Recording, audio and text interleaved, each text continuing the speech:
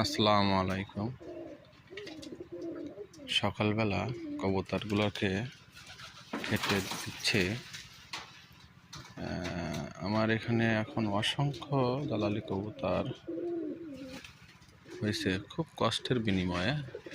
দালালি প্রেমী যারা আছেন সবাই জানেন, খুব কষ্টের বিনিময়ে এই দিনটা দেখতে হয়, কারণ দুই একদিনে এটা কখনোই সম্ভব না। এটার পিছনে অনেক কষ্ট, অনেক সময় নষ্ট, অনেক ধৈর্যর বিনিময়ে এগুলো দেখা যায়। দেখুন, মোটামুটি কিছুটা কবুতর এখন ঘরে হয়েছে।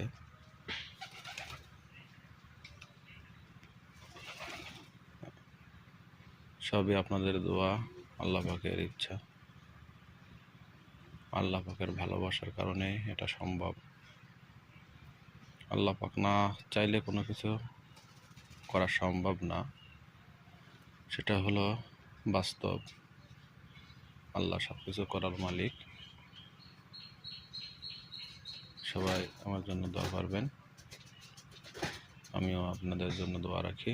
আমার কবুতরের জন্য সবার প্রতি ভালোবাসা রইল। আসসালামু আলাইকুম।